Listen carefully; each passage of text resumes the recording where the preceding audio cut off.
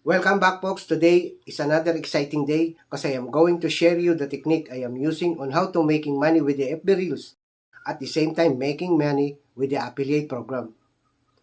This technique can be used and applied to any affiliate program of your choice.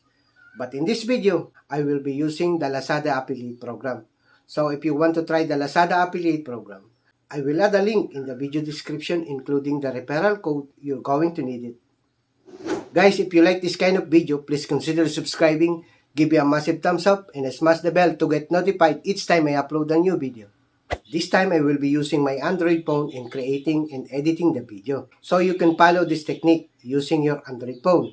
In this video, we will be using Capcut Video Editor, which is obtainable in Play Store and App Market and can be used on Android, iOS, and Windows. We will also be needing the text-to-speech to make a voiceover in our FB Reels video. And also, we will be needing the power of the ChatGPT.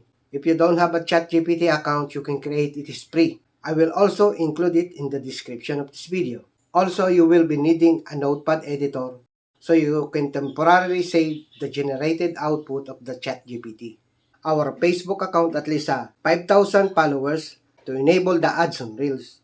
And at the same time, we will need an affiliate program, so it's up to you which affiliate you will be using, since this tutorial and technique can be applied to any affiliate marketing. Guys, if you are new to my channel, I am asking you to please consider subscribing, give me a massive thumbs up, and smash the bell to get notified each time I upload a new video. Adding music background enhances the videos by captivating the viewers, evoking emotions, and enhancing storytelling. Adding depth to visuals and establishing a consistent mood.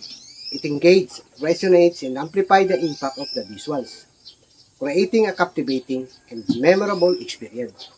I recommend you the audio.com, the music for the next generations of creators. Using the music from audio.com could take you away from the headache of copyright claim, or even in the future. I will add the link in the video description. Alright, let's dive into my cell phone screen.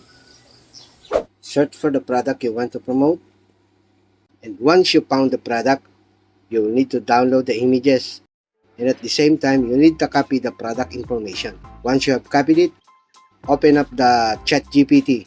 If you don't have account, you can create it. It is free. And then the next step is to adding a command prompt.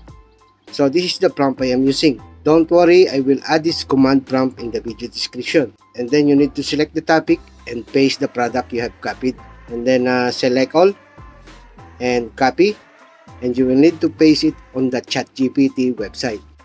And then you will need to generate the script and wait for the generated script to be finished.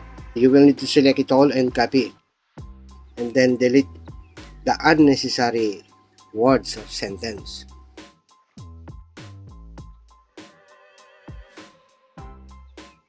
I noticed in the text-to-speech, if all the words was capitalized, the text-to-speech will reading it incorrectly. So you will need to retype it in a small letter. Now I will select the text again, and I will copy it, then go back to text-to-speech, create new file, and paste. Then save it as an audio. I think I will put A, B, C, D. Okay, save. Now open up the Capcut and click sound. Open the folder logo, and then from device A, B, C. What is that? A, B, C, D. Now it's only 59 seconds. And the next step is to removing the gap. If you remove the gap in this video, you will save a lot of time. So this is the technique I am using. So select the audio and then split and drag like that. Here again, split. So you need to do it all in this so you can save a lot of time. FB Reels need to be shorter than 60 seconds. This is 59 seconds. Sometimes 59 you cannot upload. So it's now only 53. As you notice, the images was not enough to cover the voiceover. You can strengthen the images if you want, or you can simply re-add the images. But this time I will be lengthen the images until I cover the voiceover. So I think I have to add some image.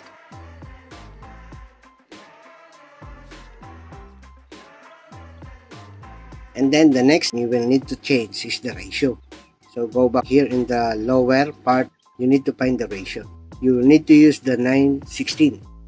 As you notice, this image is not covering the size of the 9:16. So you need to click it and resize.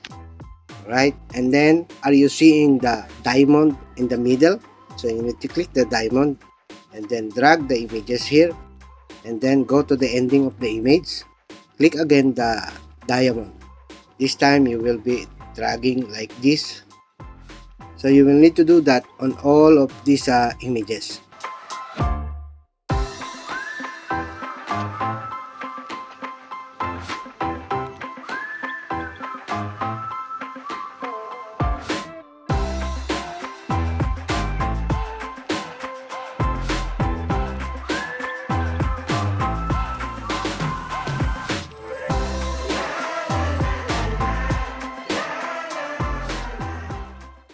Now the next step is to adding a subtitle. So you can see the text below, just click it and then click the auto caption and then start. You can change the style. So mostly I am using the yellow color. And also if you want, you can add a background music. So now I will be adding a music sound from device. So I will add the music. Right. So once again, you need to cut the background music. And now I am adding a fade in and fade out. You can lower the volume.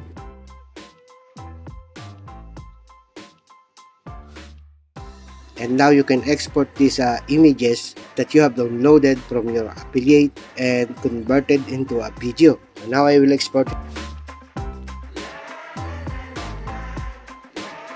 And that's it, guys. You have converted the images into a video.